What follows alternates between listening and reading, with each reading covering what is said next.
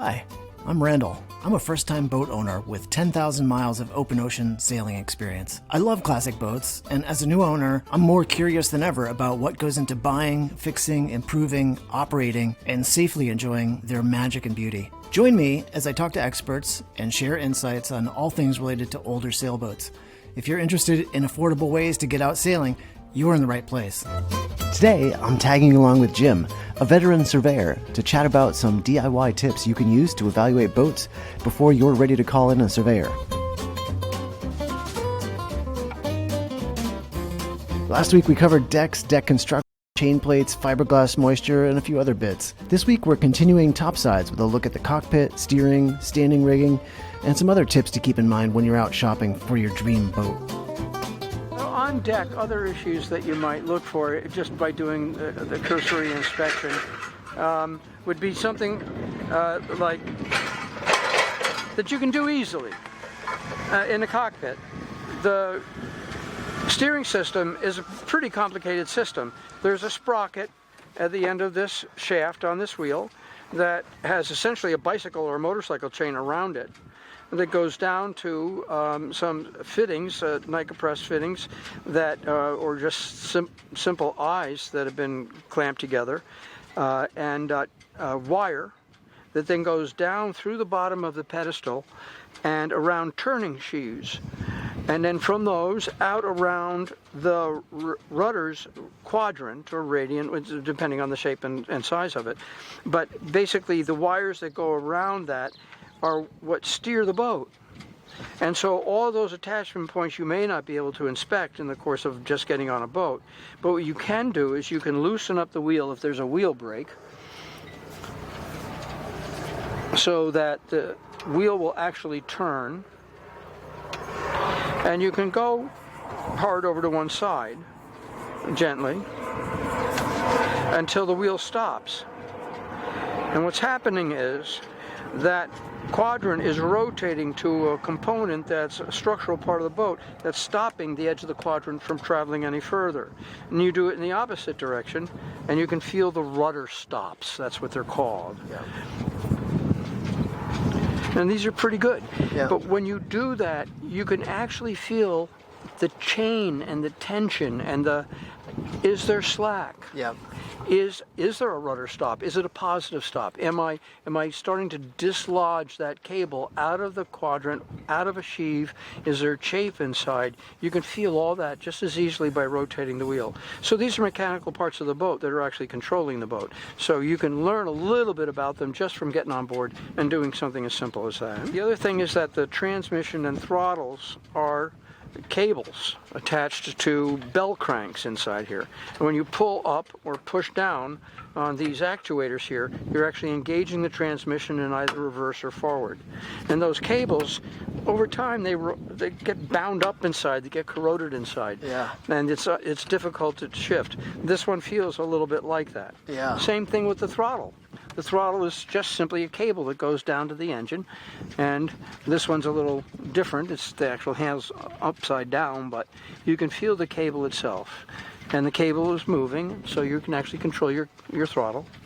So a couple of simple items like that can tell you a little bit about the mechanical aspects of steering and control of the engine, just so simply by being right here. If you find the bilge pump handle, you can put it in the bilge pump. Check the diaphragm and the gasket around the bilge pump here. You may not be able to actually see the inside of the pump because of access, but if you can get the handle in there and pump the bilge pump, you can hear if it's sucking right. Yep. If it's not, it can mean that either a hose is loose or cracked, or that the actual bellows itself inside is damaged and dry. So, once again, very simple thing to do. Does it feel like it's trying to pull something? Right. So this is an Edson, the pedestal, the steering wheel, the steering gear, etc. Funny you should mention Edson. Dave from Edson spent a whole day with me kind of going over the basics of steering systems and what to look out for. So I do have a whole other episode on our YouTube channel that goes into in-depth detail about looking at shivs and pins and bearings and looking for cable guides and grease. And well, that's worth watching. Yeah, that's definitely worth watching. Yeah, it's a little more technical and in depth, but you know, steering on a boat is what would you say? It's in the top 5 things of importance, isn't it? Yeah, it's right up there. What happens if you have a loose stanchion? First of all, you have to fasten the stanchion to something, and if the core in the deck is bad, and you're fastening the stanchion through part of the core, it may be wobbly. Pull one of those stanchions. Yeah, see that? You see the entire deck wobble? Yep. That screw that went through that core, there's no core there to give that stanchion strength. Yep. So if we had to use that stanchion to climb onto the boat, or if there was a big wave and you got knocked against that stanchion, there's a good chance it would pull those screws right out and you'd go overboard. Yeah. So once again, you just showed a great test of how to check the stanchion on a boat that's built like this one is.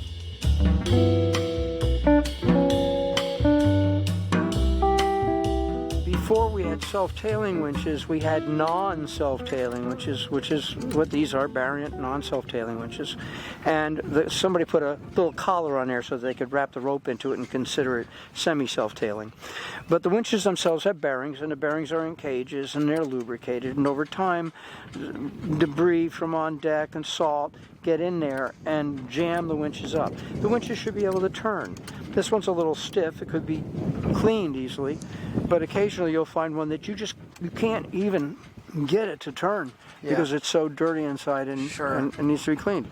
The problem with it is if you use it, you're making things worse. So you do clean those before. If you're buying the boat and they're there and they're bad, you just take them apart and clean them. Anytime you see woodwork that's old and dry like this, usually it's also subject to movement. So I don't know if this one is necessarily, but see how it's cracked? Yeah. So you can't depend on that to hold on. Yep. Hinges on lockers should be tight and not broken because the locker lid can carry away. I don't know, we just lifted this one up, but it doesn't necessarily seem to be bad, but it could be. No, they're solid. Hinges are good. And you check for a little bit of wiggle, like... Yeah. Yeah. They're okay. Yeah. Lockers should be able to be locked down because you ever got rolled over, God forbid, and the locker opened up like this, you'd get a lot of water down below. Yeah. You could actually swamp the boat to the point where it could sink because it got low enough in the water for other things to go under. So that locker's, its lid is broken off. It's locked. Not so much lock in the locker.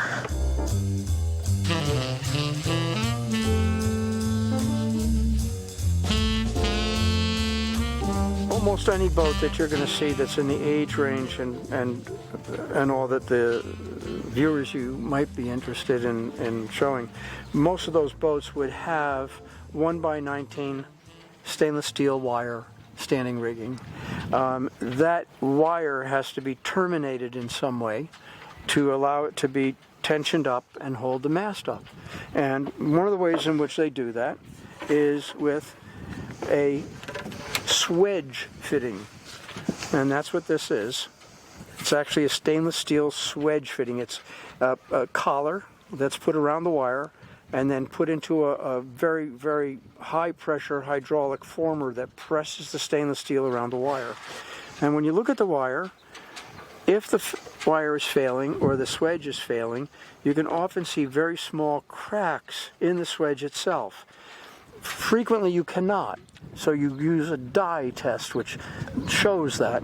But from the point of view of climbing around on a boat and looking at things, if you've got a serious failure in the Swage, you will see it with your eye, or with a jeweler's loupe or a magnifying glass or something. And the reason this is bronze is because stainless and stainless would gall under tension or sort of weld together through stress. This allows the two dissimilar metals to be able to turn relative to one another without galling.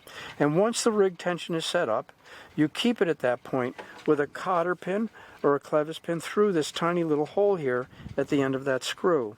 And that's the way to set up a rig, to keep it from undoing, because over time cycling of load and unload and load and unload, this bronze body can actually begin to rotate a little bit and back itself off these screws. Yeah. So that cotter pin is an important part of the standing rig. So I've also seen the Norseman. Yeah, Norsemans or Swage locks or stay lock. Yeah. Yeah. Do you look for the same types of cracks or signs of fatigue on those? No, actually they're very different material and way of holding things. Yeah. Both of those systems use a mandrel inside the stainless wire that's expanded the wire, and then they cinch down around that on a threaded body. Okay. They rarely fail. Yeah. They're very dependable. Yeah. And they don't fracture because they're not, the crystalline structure of the metal underneath that hydraulic pressure that causes it to compress. Yeah.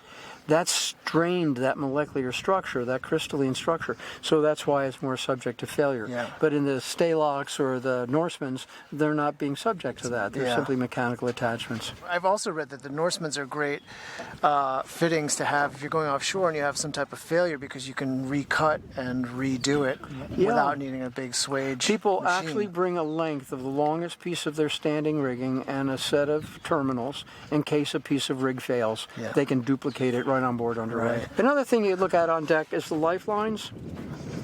These lifelines are stainless steel wire, and they terminate at a swedged fork here, and they're covered with a vinyl sheathing. And as they get old, water tracks in and oxygen starves the stainless steel wire inside. Yeah. And if that's a bleeding of stainless steel that has been subject to moisture, is actually failing inside the vinyl. And so the danger with vinyl coated lifelines is that they can fail at points like that. This one's also gone. See them? There's tiny cracks that have let water in, which is oxygen starving the stainless wire and causing it to fail. So it's another thing to look for. If you count on these things to keep you on board the boat, they may not. How do you feel about Dyneema for lifelines? They're great. They're fabric. If they start to chafe, you can see they're incredibly strong. They're stronger than the stainless steel of that same caliber. They're lighter, you know, and regular stainless wire without the vinyl coating, you can see that if it's beginning to fail, and it doesn't trap moisture that can cause oxygen starvation. Right, right. So, yeah. If you had to choose, would you choose naked stainless versus Dyneema?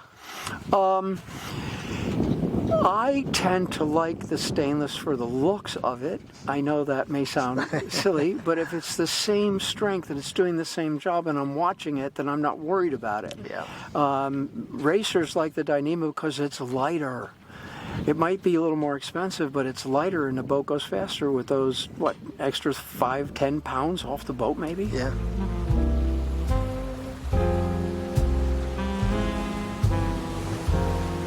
Standing rigs themselves are usually trouble-free, and the likelihood of you having a problem with one on a boat is small, but wear is not unusual and corrosion is not unusual.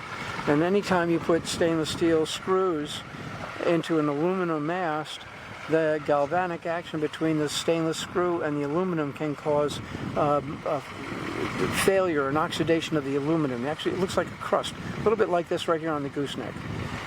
And that weakens the aluminum in the mast, and the stainless can start to work, and then the gooseneck and the gooseneck attachment can actually become compromised.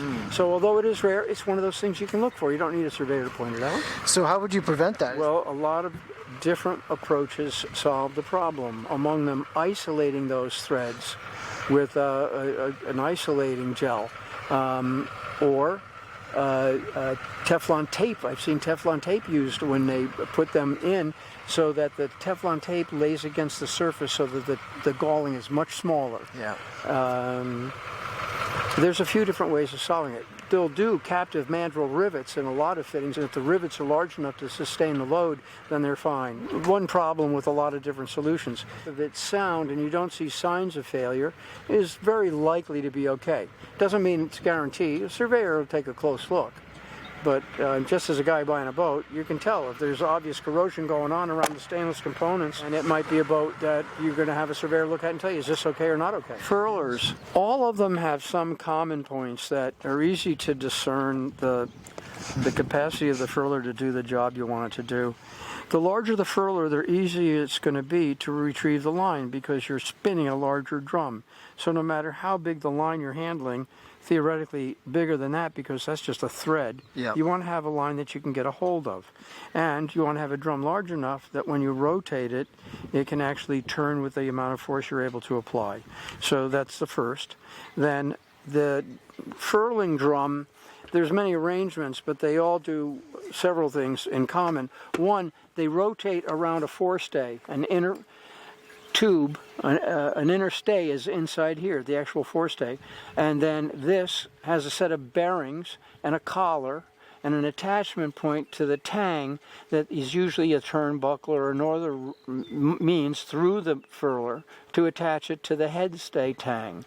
Well, those bearings are subject to load, and when you try to rotate the furler, you can feel if the bearings are jammed up or under too much load or deformed. And in this particular one, I don't know if you can hear it, but you can surely feel it. Those bearings have been under too much load for too long. And they're made out of a very dense material called Torolon, which is really just a dense nylon. And they do have to be replaced from time to time when they get as bad as that. Same thing with the upper unit. This one's bearings are obviously much better, right? They haven't been as much subject to salt spray and dirt and stuff from deck getting into those bearings. So the upper swivel on this is good, the lower swivel on it is not. The furler itself and the upper swivel depend on the extrusion.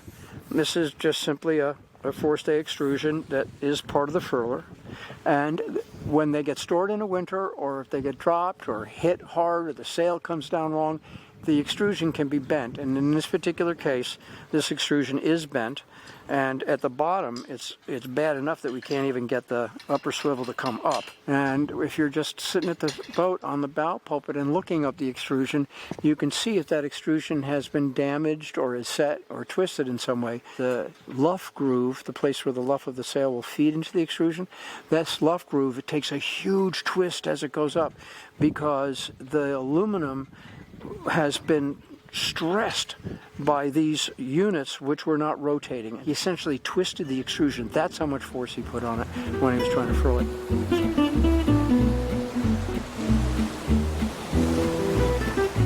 Gelcoat itself is just organic pigment, and over time, ultraviolet light, exposure to chemicals, environmental degradation takes place, and the Gelcoat becomes oxidized. And so what you're seeing here is actually the titanium white underneath the mold and mildew here that's sitting here, but the titanium white that was actually sprayed into the mold in that resin, that is, because the resin is broken down, and this kind of quote-unquote oxidized gel coat, it's almost impossible to bring back. So you can wax it and polish it and hope for the best, and it will never look like it once was, and you'll be at the point where you're painting the boat because it's just going to hold more moisture, it's just going to get more mildew, it's just going to continue to oxidize. Jeez, let's get off this boat, man. I know, this is a sad story. I'm not buying this boat, dude. Feel free to drop a comment down below the video or shoot us an email to askjim@yachthunting.com. And if you're serious about needing a survey, feel free to reach out to Jim at Accredited Marine Surveyors. His information is listed here, and I'll also put the information below the video. And of course, thanks again to our Patreon sponsors for all of your support. Without your help, this production really wouldn't be possible. So really appreciate it. Thanks so much.